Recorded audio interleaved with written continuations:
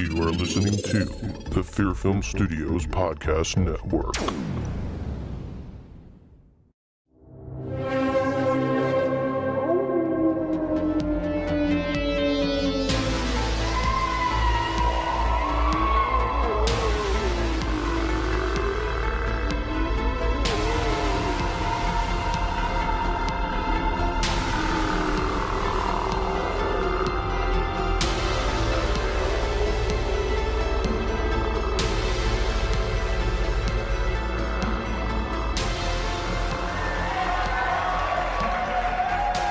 Ladies and gentlemen, welcome to another Horror Vein. And I'm Robert Massetti. And this is a special episode this week. Don's very excited about it. We're going to be talking about Night of the Living Dead. But before we get into that, we're going to go over a little bit of the news that was happening this week. I know you were a little excited to hear that the Quiet Place writers are doing another movie produced by Sam Raimi.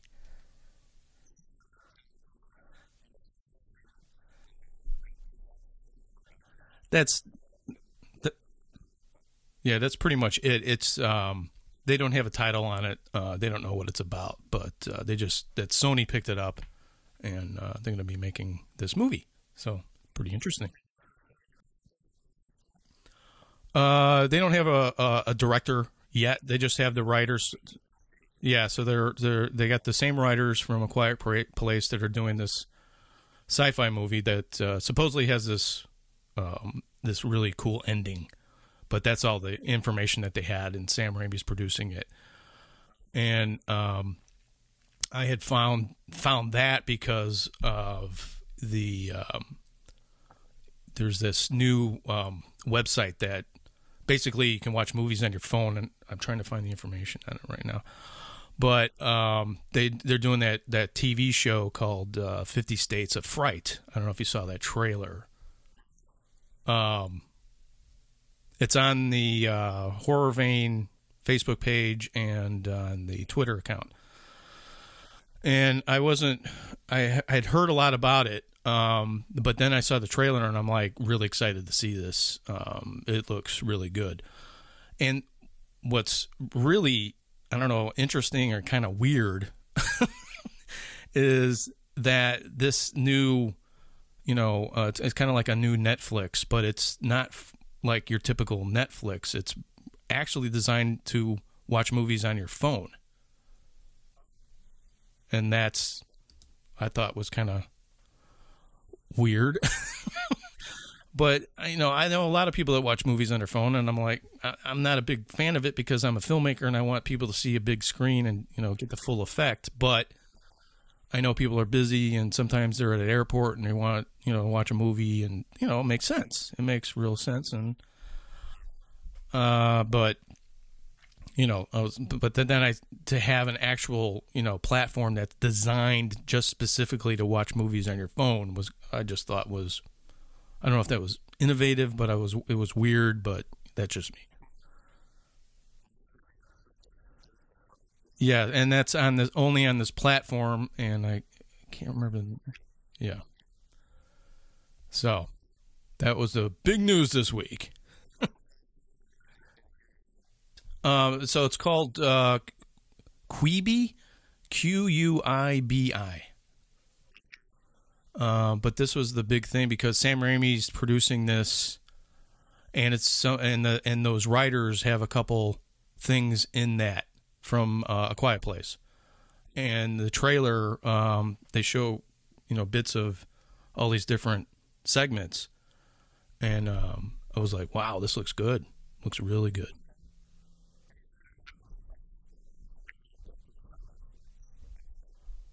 The only way it differs from Netflix is that you can't get the app on your TV.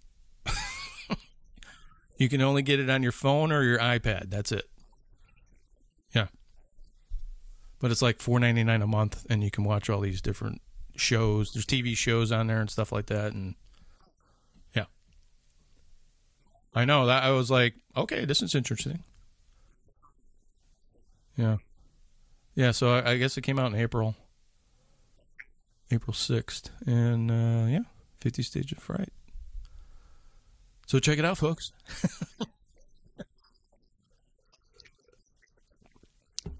Yes, if everything goes right. If everything goes right. If our leaders get everything straightened out, who knows if that'll ever happen, but you know.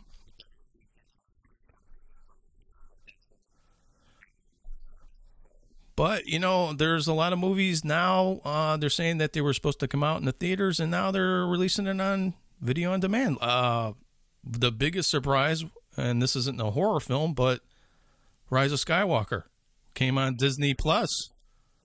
I was like, holy cow. And they released the final episode of Clone Wars, and I was totally blown away on that. And it was a great fourth. I was like totally blown away.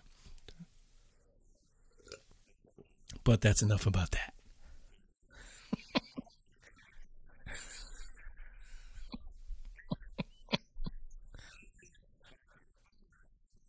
Moving on here.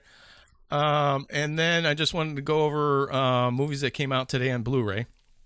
Since it is Tuesday, but by the time people listen to this, it'll probably be Friday. I haven't seen any of these movies, but Gretel and Hansel. That I don't because there was another movie called Hansel and Gretel about the two. It was an action movie with the guy that I forget the guy's name, but it released like years ago. But it was an action movie. This movie is more of a horror based, more on the the stories, the fairy tales. Yeah. So yeah, people said it. It's dark and it looks really great. It wasn't like the best horror film, but had some cool stuff going on in it. And then The Lodge, which I didn't know anything about, that just came out. And then they did a steelbook edition of Tigers Are Not Afraid. I guess it's a foreign horror film. It's a dark fairy tale. Never saw any of those movies, so just to let people know, that's what came out on Blu-ray.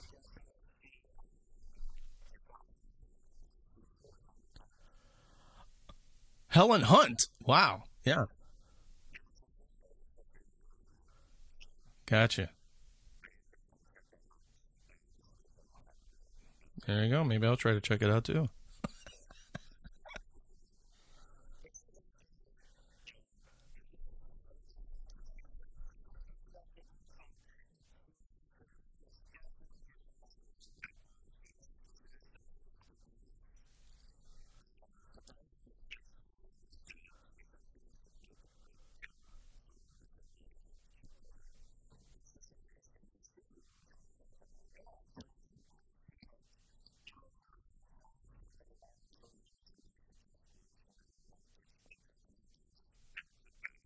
Yeah.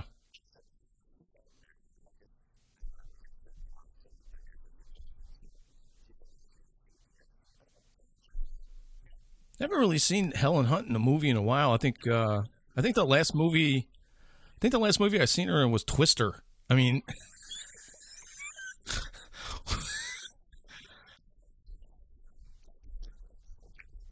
yeah. I'm assuming, you know, she doesn't probably doesn't look as cute as she used to, but it depends. I guess it depends on the woman. Some women age well, and then there's other women that really don't. They turn into men.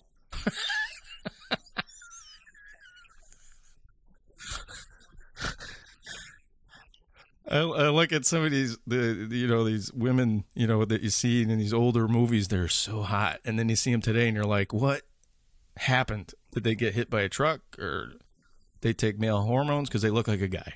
I'm sorry. Wow.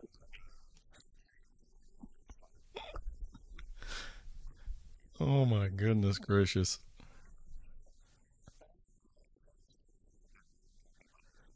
Well, thank you for that, Don. We appreciate that. You're so informative. No, I'm just kidding. It's okay. You can go. You son of a bitch, you. No, I'm just kidding.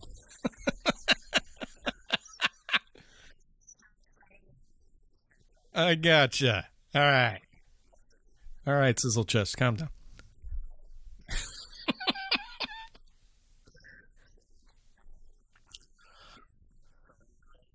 So this week, since there's not too much in horror going on this week, we are going to talk about in length about the film Night of the Living Dead.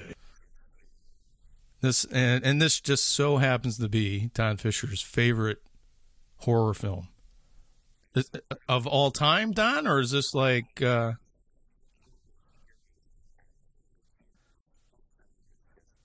perfect? Okay.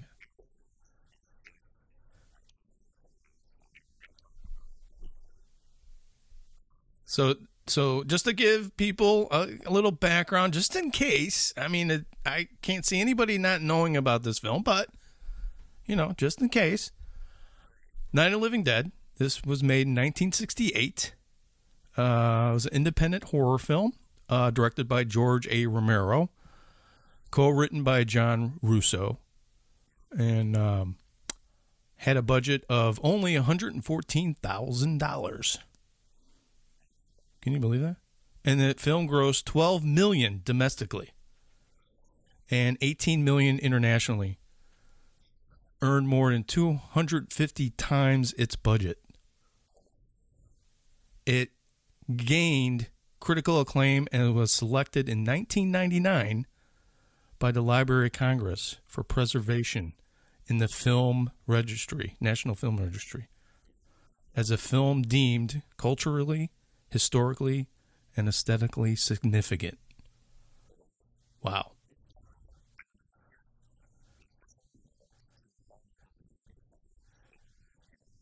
Led to five films between 78 and 79, also directed by Romero. Inspired several remakes. Most known was the 1990 remake that Tom Savini did. So, wow, this is, and I'll let you talk a little bit, but you would send me this link about this behind the scenes of them interviewing George Romero and a lot of people that made Night of the Living Dead, and I found it really interesting how they just started to come. They said they wanted to make a movie. They've been doing a lot of commercials in Pittsburgh, and they just decided to go, hey, let's make a movie. And they originally were going to do a comedy. It was when they originally wrote the script. It was called what I'm trying to find. Oh, it was originally called the Monster Flick, and they were going to turn it into a horror comedy. And then in that interview, it was interesting. They were said that they were throwing around ideas, and they said the one idea that everyone liked was a horror film. And then they got 10 people together to give $600 each. So they originally had $6,000. And then they found out that wasn't enough, and they got some more people, and they got another 6,000, and they said that wasn't enough. And then eventually they raised the 114,000, which they say is the equivalent of approximately 850,000, in today's dollars. So that's a pretty big budget for an independent film, but it's still small. So that's the lead-in, and I'll let you talk a little bit about it.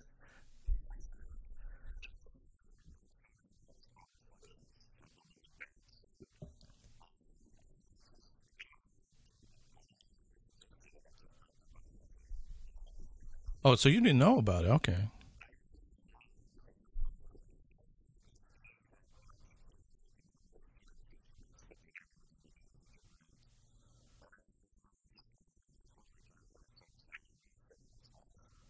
Yeah.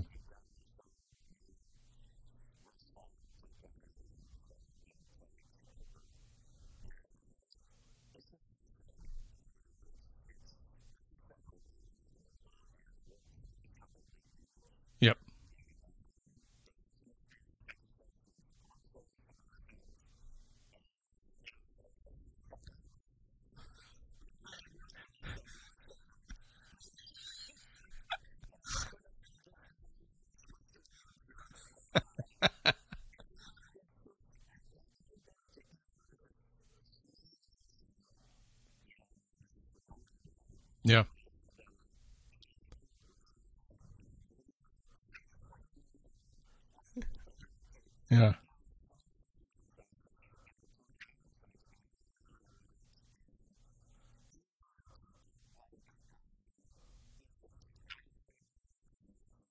Right. Well, but before we get into more of the making of it, um, tell tell me when you first saw the film. Well, when did you first see the film? Do you remember? I remember. I was very apprehensive to see the film. I know it was around everywhere. When I was in college, my teacher I was taking film history, and my teacher was a huge horror fan. So he would show a lot of horror films in the class, and the one horror film he showed was Dawn of the Dead. And I was familiar with George Romero, but I really wasn't, and I'd never seen Dawn of the Dead. Of course, that was because the hype around the gore in these films never really interested me, and I was like, I don't want to watch a gore movie, and I didn't really think there was anything to it until I saw Dawn, and I went, yeah, it's gory, but there's more to it, than just zombies going around. There's more to this film, and I really liked it. There was a lot of insight to what's going on in the world and everything else. And then, so that led me to go, hey, I want to see Night of the Living Dead. And that's when I saw it, and I was like, wow, this is just as good as Dawn. I saw Dawn first, yes. Yeah.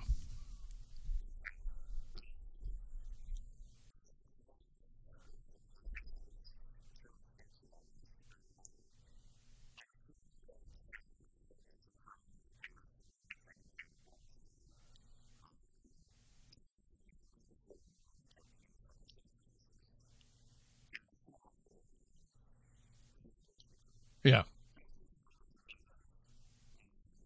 Oh, so okay. So it's not.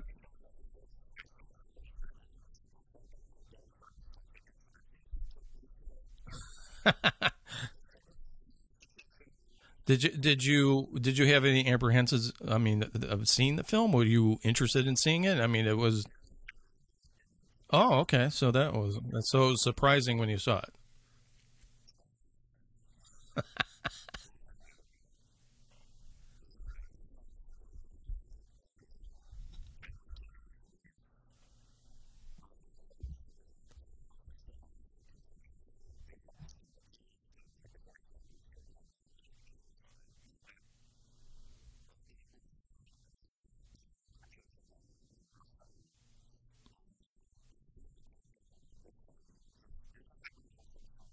Yeah.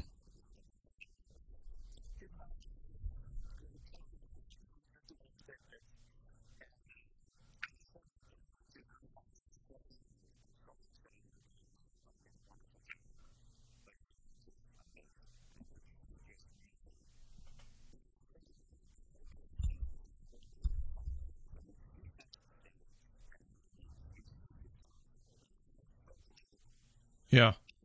Yeah.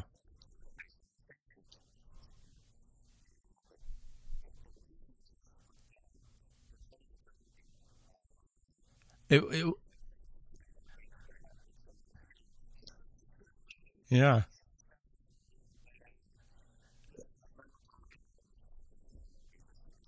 And that was one of the things that got me. It was like, okay, how many times have you seen this before? Someone's getting chased by either a killer or zombie.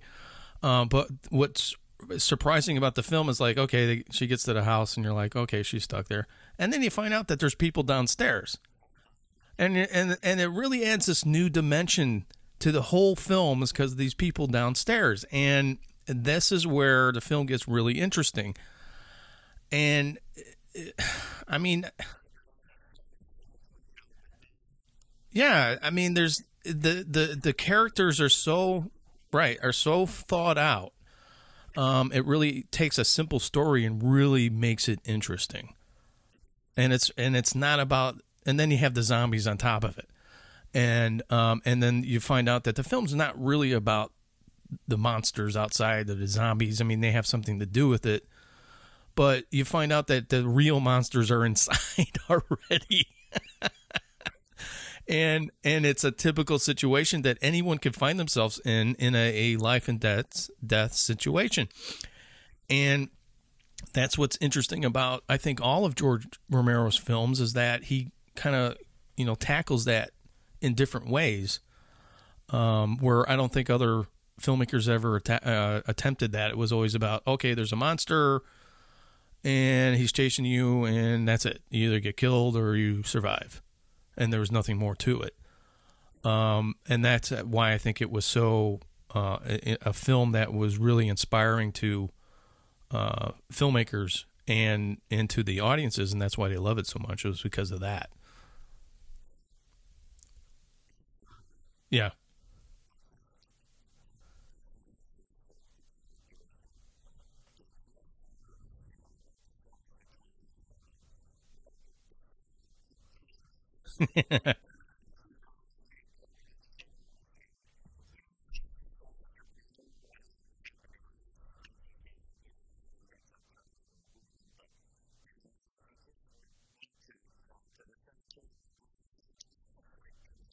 Yeah, it's just full of ironies, and the one the one thing that really gets me in the film is they're trying to fill up the gas tank in the car, which they keep, which is just simple things to make it just genius to create tension in the story.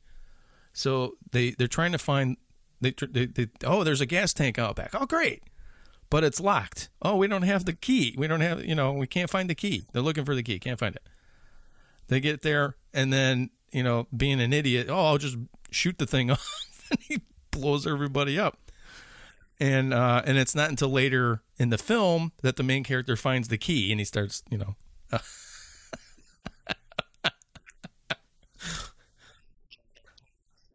yeah, yeah.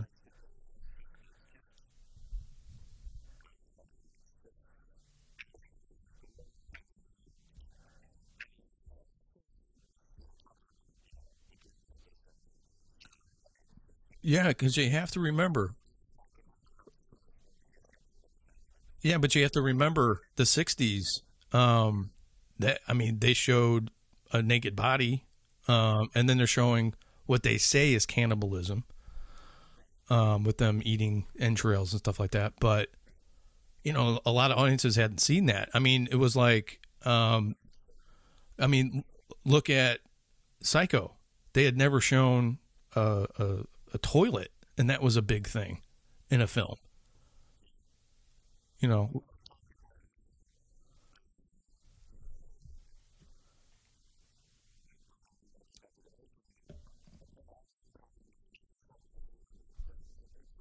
yeah, right, yep,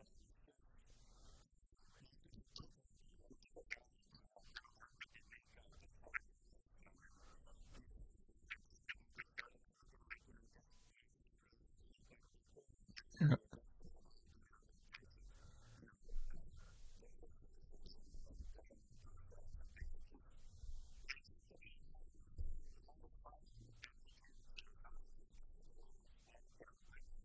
yeah,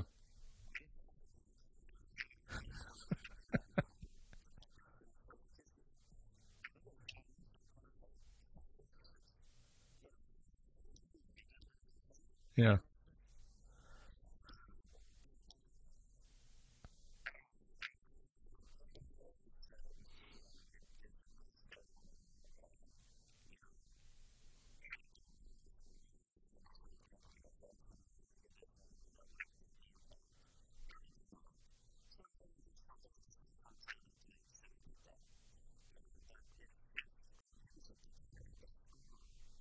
yeah, yeah. Which we were talking about last week about movie scores, and that has a lot to do with it. I mean, it really sets the tone of the film. I mean, I think even with a mediocre soundtrack, the film would still be fantastic. But yeah, that and that's kind of a running theme through all of George's films. He's got these weird soundtracks that really kind of make you feel off kilter in the film already.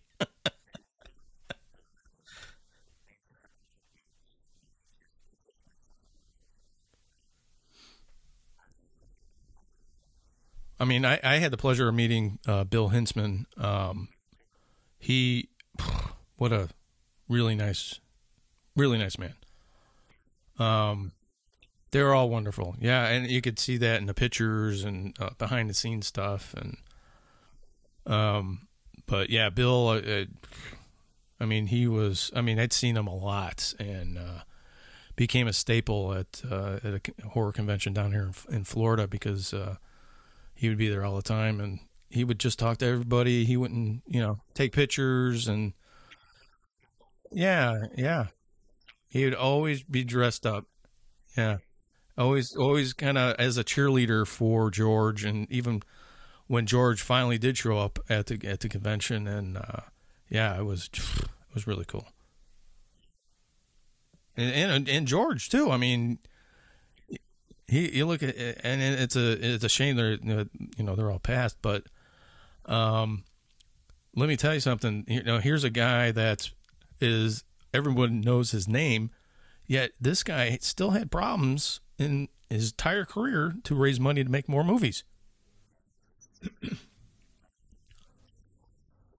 It took him 10 years to make to raise money to get Dawn made after the success he had with Night of the Living Dead. The guy did not, when he passed away, he wasn't a rich man, and I know a lot of filmmakers like that. They've had success, but they're not rich. They're not swimming in money. It's a shame. It really is a shame. So keep going, Don. What else did you want to talk about this film? I mean this. It's just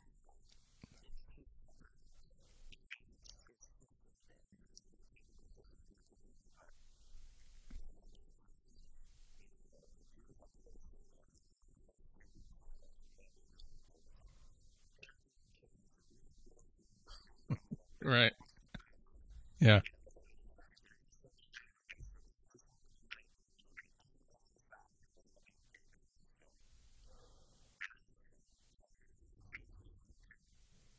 yeah, yeah.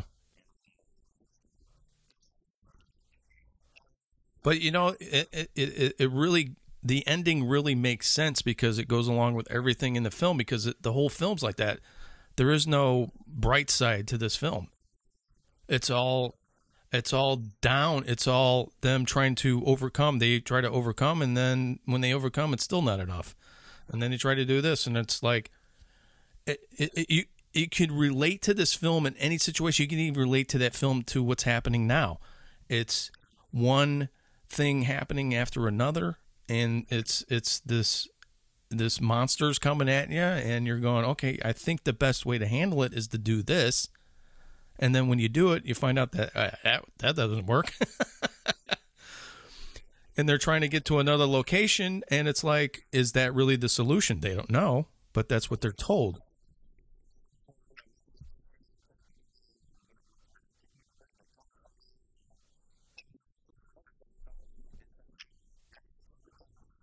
Yeah, yeah.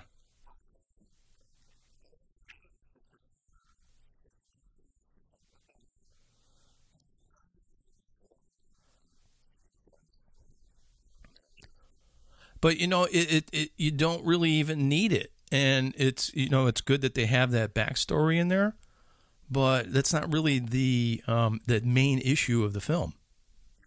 There really is no, and this is with all the zombie movies. There really is no bright happy ending,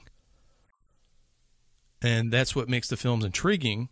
Is that no matter what you can do, it's like you might have a high point and you may have done this and you've done that, but are you really ever safe?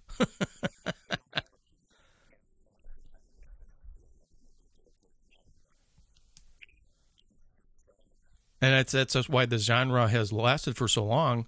And I think the TV show Walking Dead. Wow, brain fart. Um, I mean, they kind of go into the fact that this is what it could lead to, but where life gets back to normal to where it was before. But but the whole main thing is that all these movies, there is no happy ending.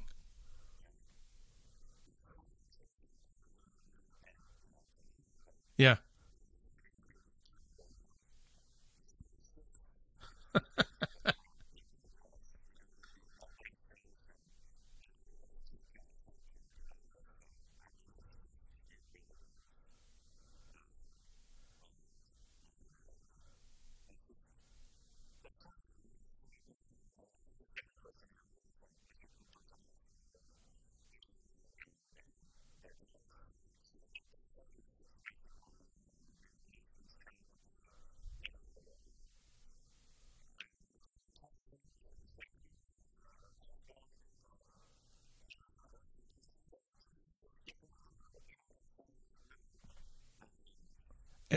It, right, and the struggle for the basement, and then he ends up in the basement, and it saves him and, until he comes up, which is all this irony in everything that happens in the film.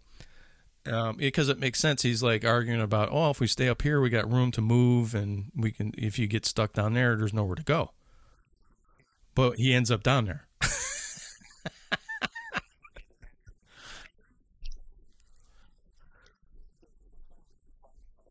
No,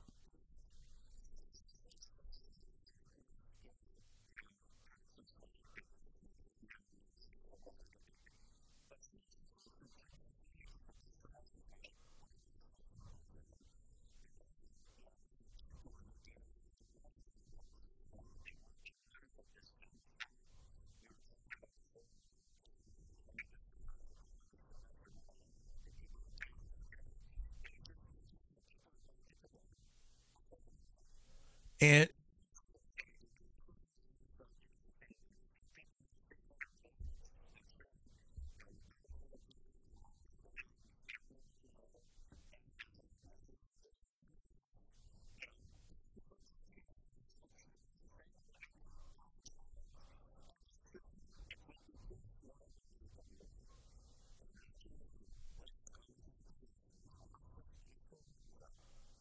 and yeah, yeah,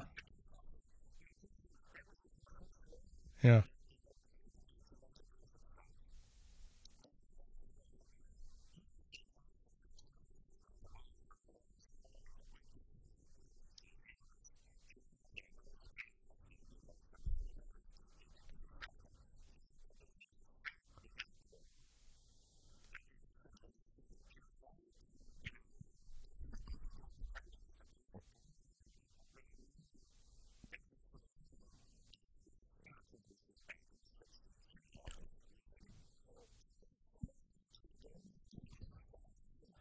Well, yeah, and I don't think they were looking at it that way. And the thing is that I know that the script, they weren't crazy with the dialogue, and they were pretty much ad libbing the dialogue throughout the entire film because they didn't like the way it was written.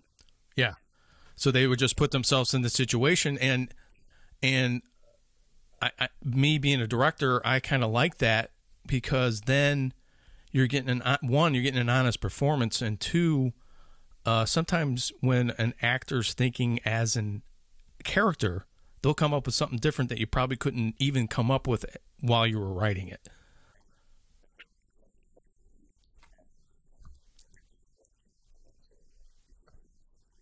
Right, and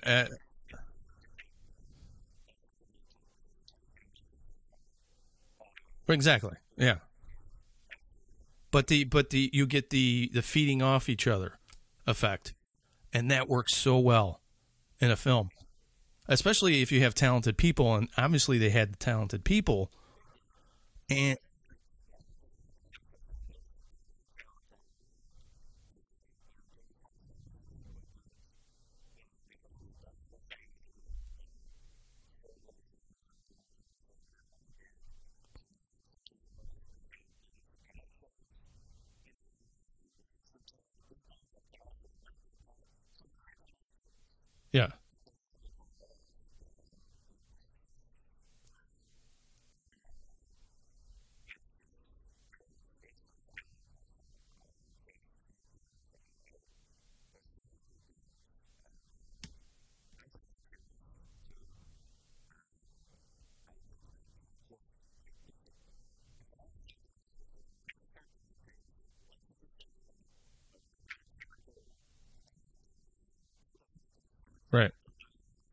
Right.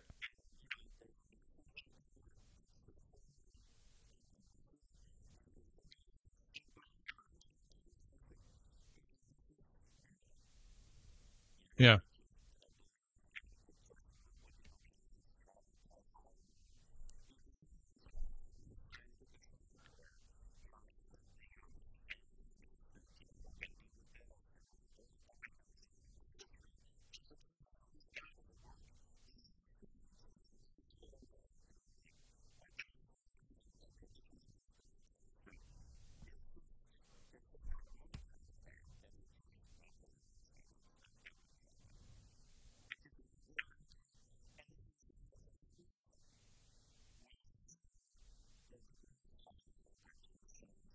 Yeah.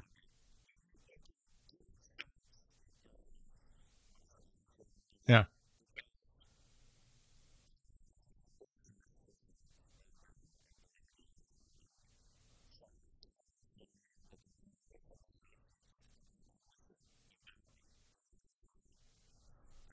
And they had the movements for the zombies down, and I don't know. I can't tell you how many movies I've seen where they had zombies and they just can't get the movements. Doesn't and it takes me out of the film for whatever reason. You know, whatever George did to direct the actors and make them do what they did, really worked. Yeah,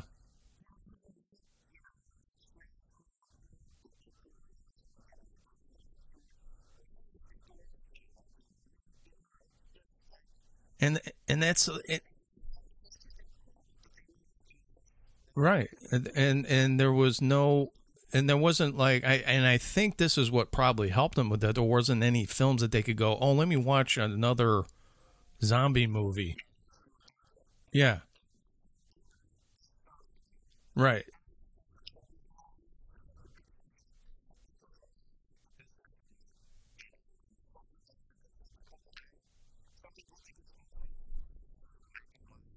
No, I I really can't. I can't imagine the film in color. I really can't.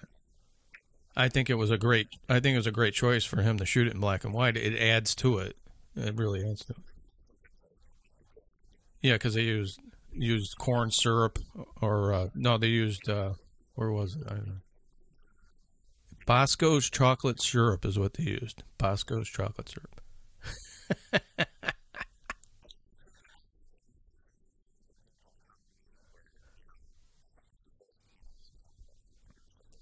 Yeah, same. It's the same.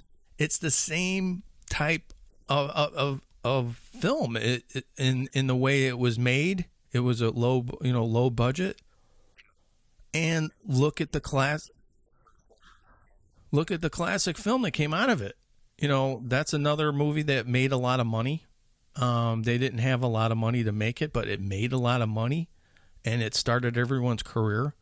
And it really went against, and it set the tone for all slasher movies, where Night of the Living Dead set the tone for all zombie movies, and look what happens. Everyone jumps on the bandwagon, and you see all these other movies come out just like it.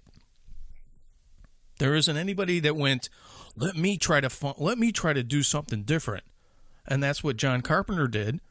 And look at the success he did. Look at what George did. No,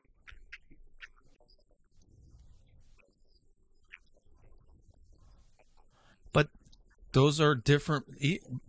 And that's the thing. They're different movies. They're not trying to be a continuation of Night of the Living Dead. It's a completely different movie, a completely different situation. That's why they work. It is not a sequel. Yeah.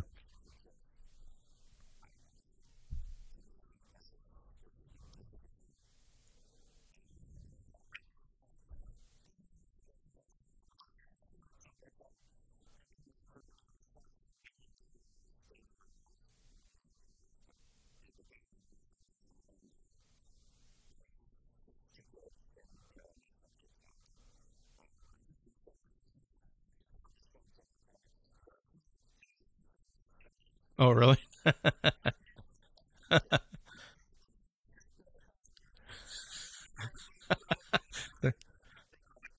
Yeah.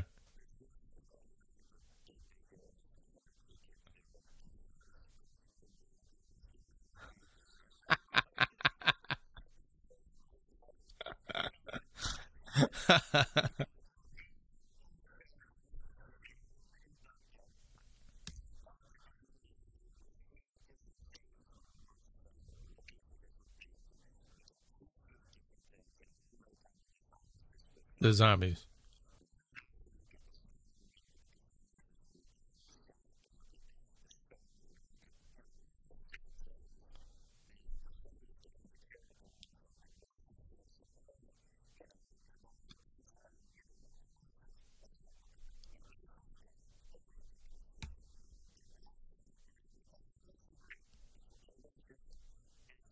And that's an interesting observation where if you look at people that are into horror films, they look at the movie differently than it's, let's say, somebody that's not a horror fan. Because they're going into the movie already scared because they're not a horror fan because they don't know what to expect. And then they're going to concentrate on the most terrifying things and not really look at the film as a whole because of the preconceived notions that they have about watching a horror film. Where, yeah, so a horror fan going in to see Night of the Living Dead is going, well, I've seen zombies before. And then all of a sudden they get this interesting story and they're like, ooh, this is cool. It's not just about the zombies. I like it because of the zombies, but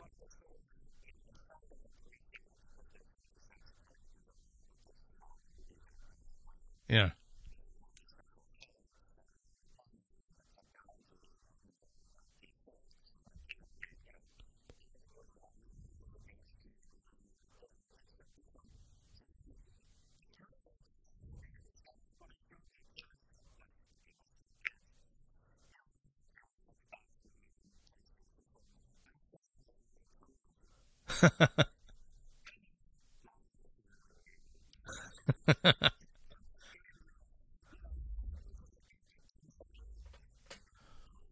Yeah. And you're excited about it?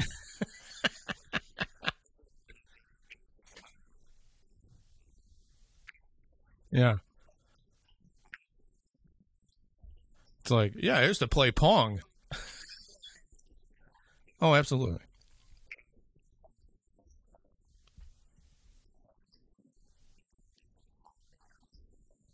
Well, it's like, yeah.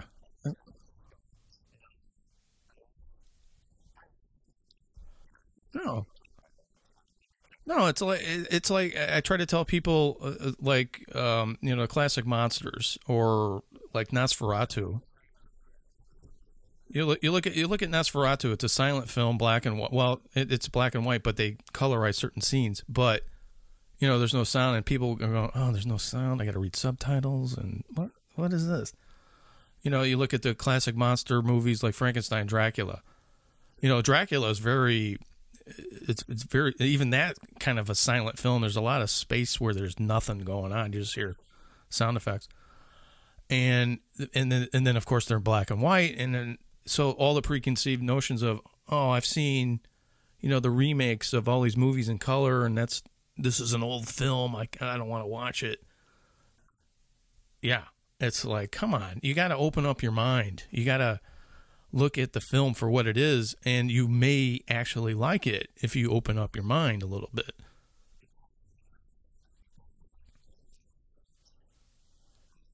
Oh, the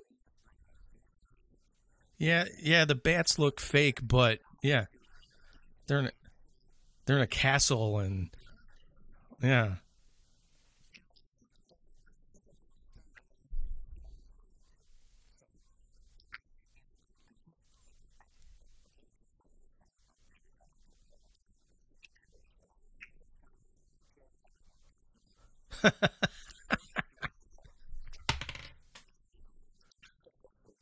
Oh, yeah, right.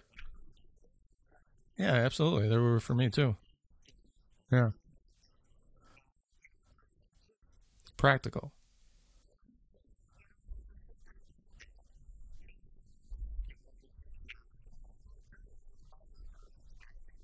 Yeah.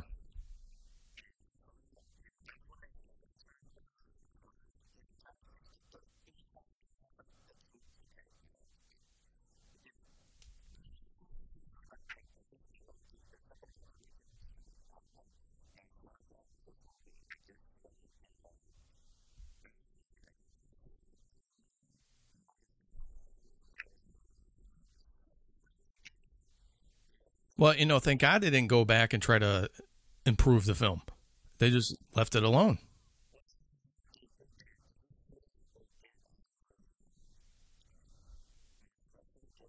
Oh, I didn't. No, I haven't seen it.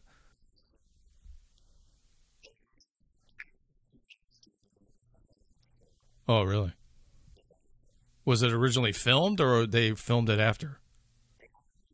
Oh, okay. That's that. Why does it? Why would he even do that?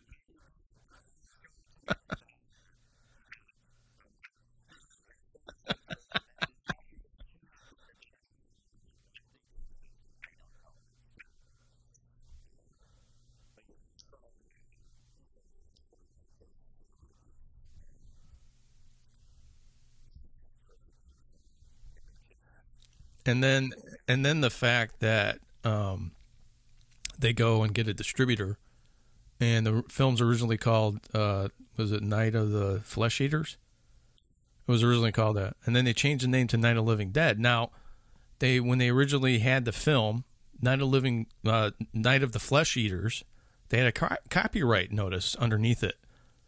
So the distributor, when he changed the name, just put Night of the Living Dead on it and didn't put the copyright on it, and that's where it came into public domain. It was a mistake by the distributor. Oh boy, did they ever. But I think because it was readily available that more people got to see the film and could appreciate it more, and I think that really inadvertently helped George in his career. So, kind of an ironic thing about an ironic movie.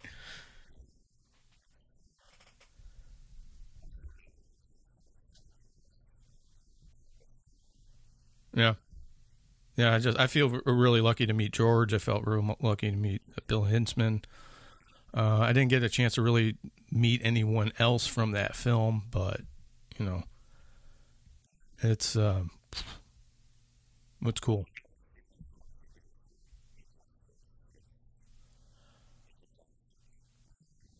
I don't. I mean, it.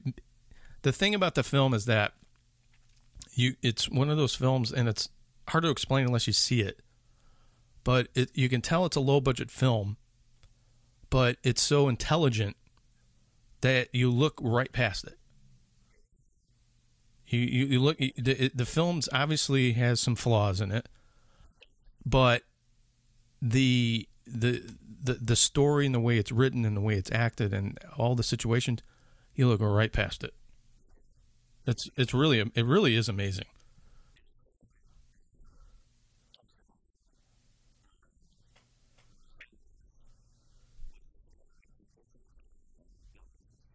Yeah,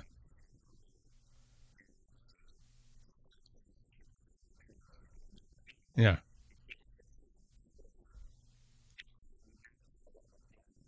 yeah,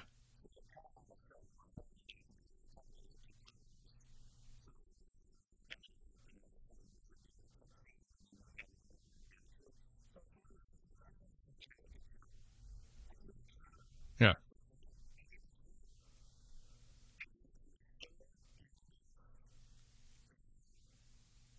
yeah,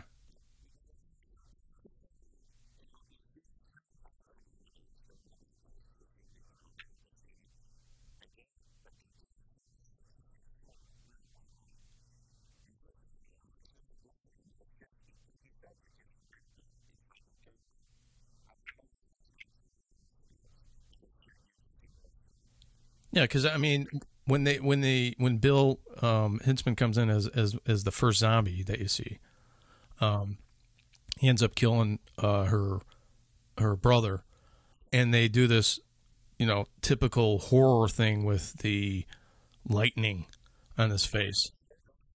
Yeah.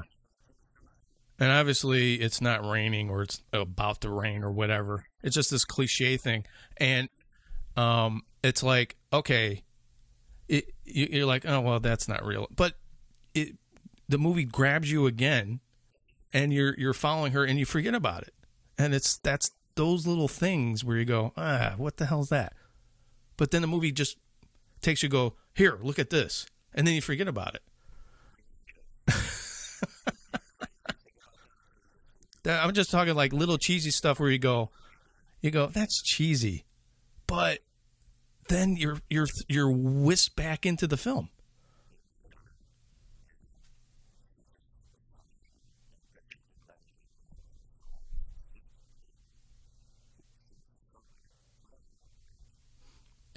And then you got to look at the fact that here you make this movie, and you probably didn't really have a lot of. I mean, they thought about it and didn't think it was going to do anything.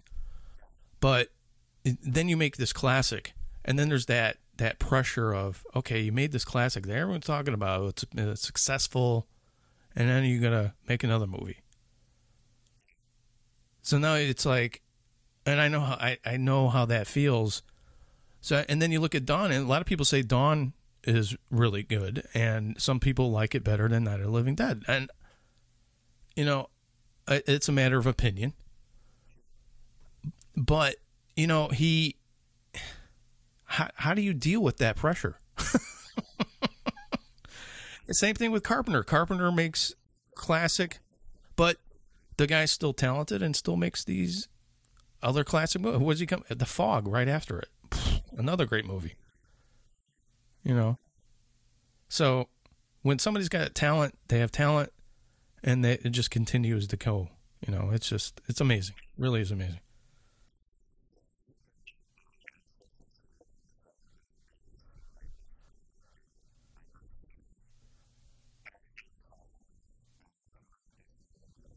Yeah.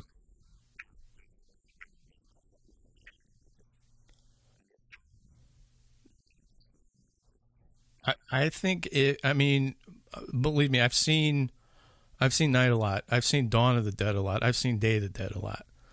Um, and I like all three of them. I'd say Night is my favorite, but Dawn of the Dead is really a fantastic movie as well. In the mall, there's that's the movie where they're underground, which I heard that they're supposed to be turning that into either a television series or another movie. I read about that. Why I don't know, but uh, and then you look at Land of the Dead. I went to the premiere on that. Again, the pressure of trying to make another great zombie movie. Obviously not his best work, but it's still a really good movie. I like it a lot. I own that film. So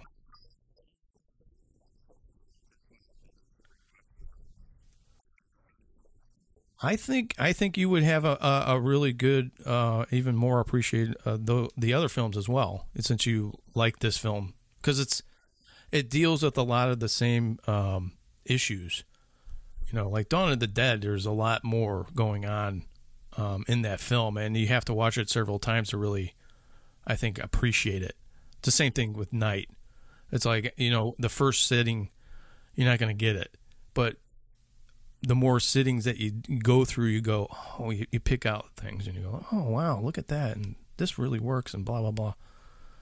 I mean, even the remake of it that Tom Savini did, um, it's different. It's the same. It's different. And there's certain aspects of that film that I like better than the original, but it still doesn't come close to the original.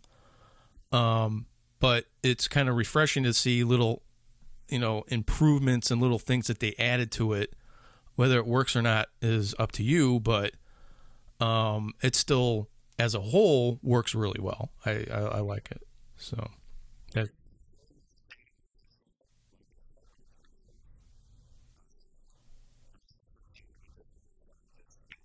yeah. No, I get it. I get it.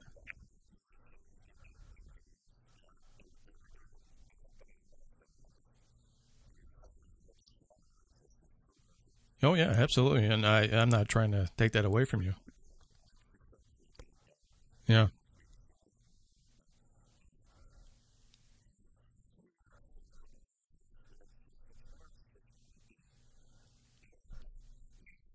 Yeah. Yeah.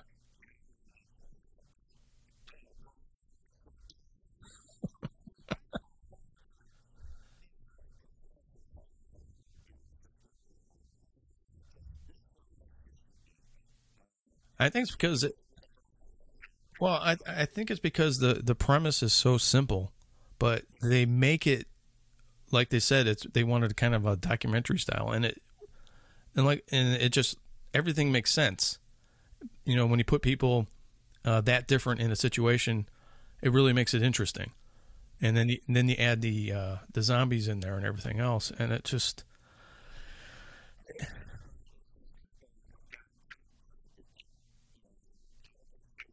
yeah, and they're different statues. Well, you got the different you got yeah, you have the different like the guy in the basement has a lot of money. You know, the the lead actor's just an average Joe, and then you got the people in the farmhouse, which obviously they don't have as much money as everyone else, but then they're opening up their house to all these people, you know, and one guy's taking over, and then he's like, "Well, this is my house, you know. Who do you to say that's your basement? It's not, you know." That's what I liked about that too, is that all of a sudden he steps up and goes, "What are you talking about? That's not your basement. It's my house." Well, it's not your house. It's your uncle's house who's dead. But right, yeah. So,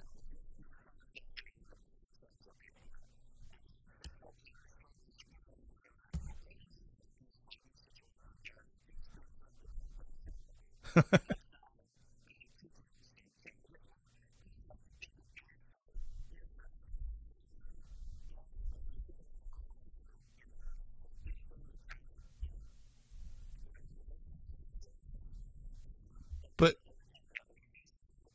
but but there, but you know, every and what's really cool is that everyone thinks they're right and they're all wrong. That's really what the film's about. They're in an impossible situation that they don't know that they're in. They think they can get out of, then they can't. Which is the irony of the film is that when help does arrive, everyone's dead, and the one sole survivor gets killed because they think of it as a zombie. Totally believed it. Yes,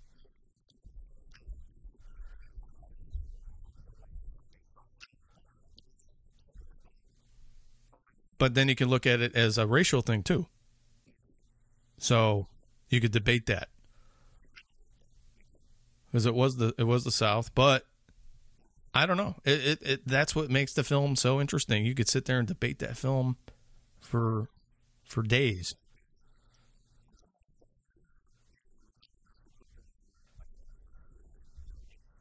Yeah. Right.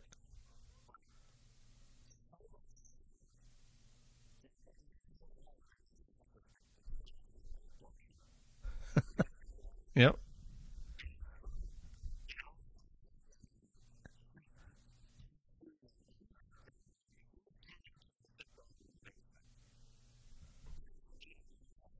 Yeah.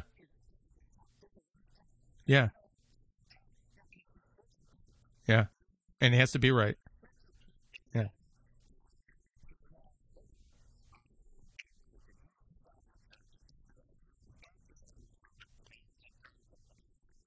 Right.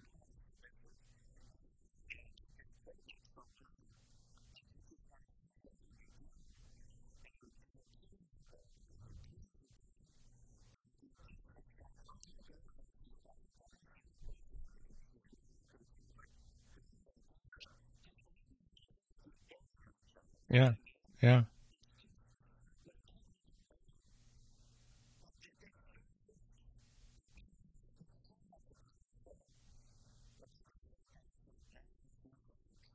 No. Yeah.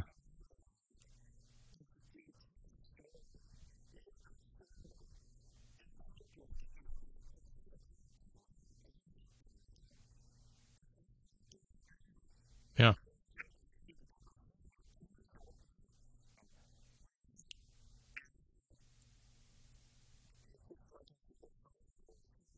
Yeah.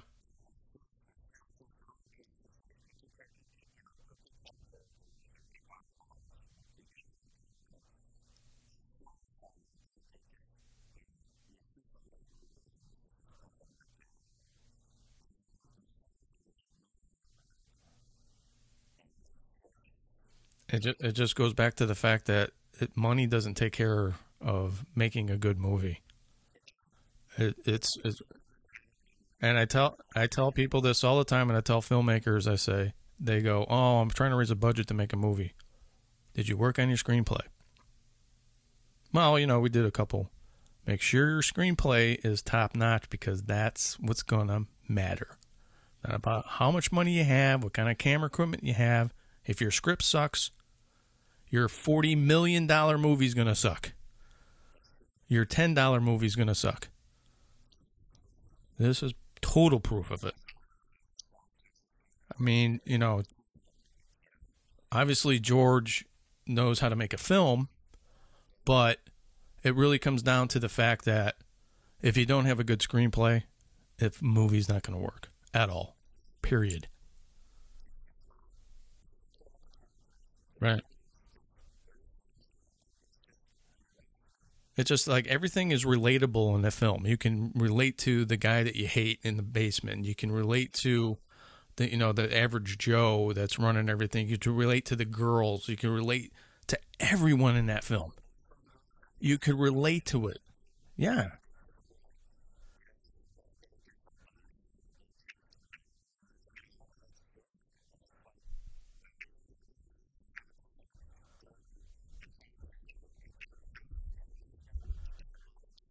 And then the dynamic, right? Yeah. And then the dynamic of someone has to be in charge. And if like I'm the boss up here, you're a boss down there, But we're in a life and death situation. We need to have all our options. But of course, he doesn't see it that way because he has to be right. So now you're putting everyone in danger because you're an asshole. And yeah, so it works so great. It's that's basic screenwriting. It's that conflict, the conflict.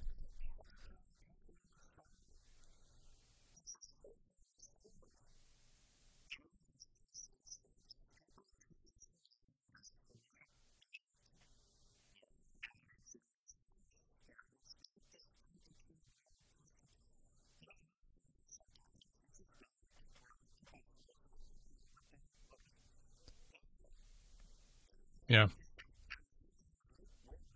yeah. And that's what they were trying to do. They were trying to make it a documentary feel, and they really accomplished that.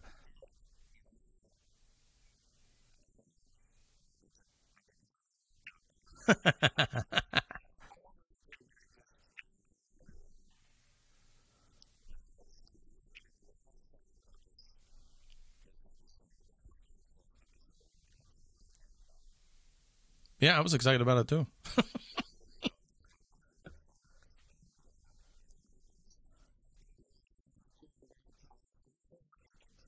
No, you're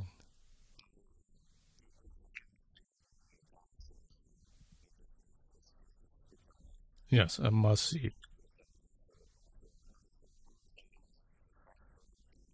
Even if you're not a horror fan, if you could just you can close your eyes during the gory parts or the zombies, but right,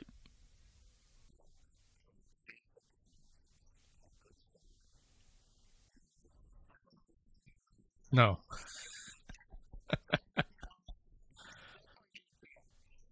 this is not the Wizard of Oz. Okay,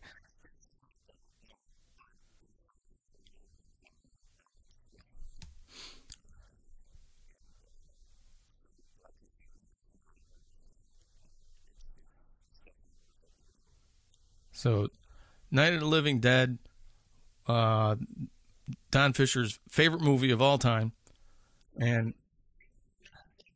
favorite horror film of all time.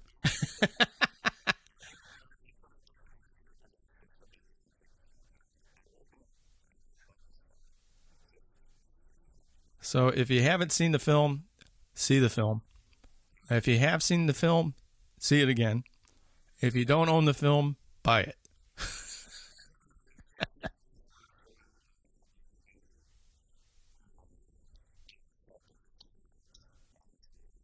You have it?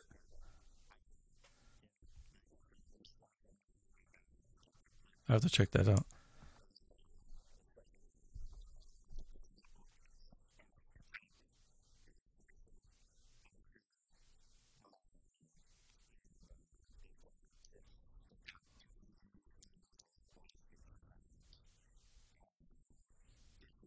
Yeah.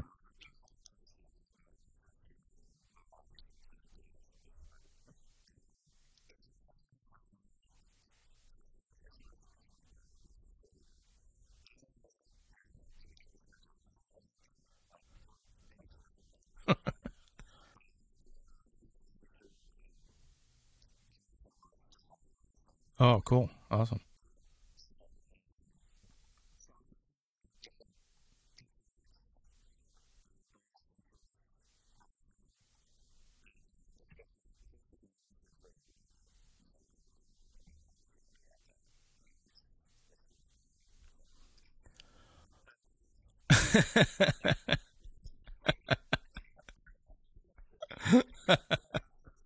You can't tell it all, Don. You can't tell it all. You can't tell, so no one can tell. No, it's awesome. Giddy as a schoolboy.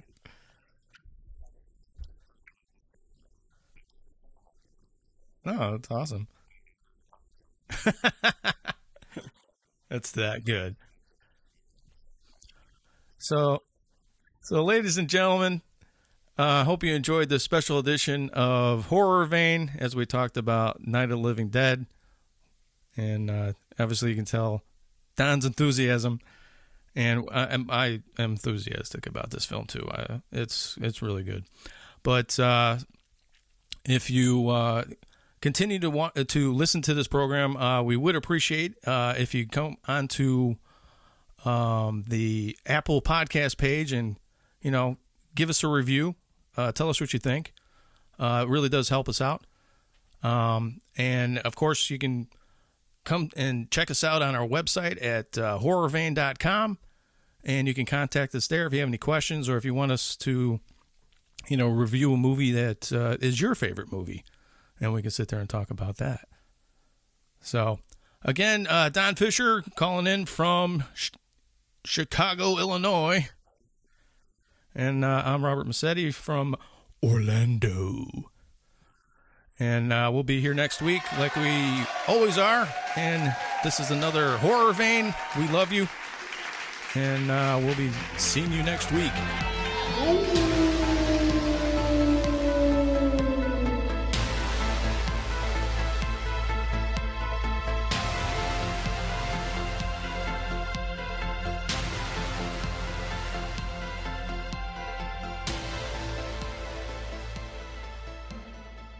You are listening to the Fear Film Studios Podcast Network.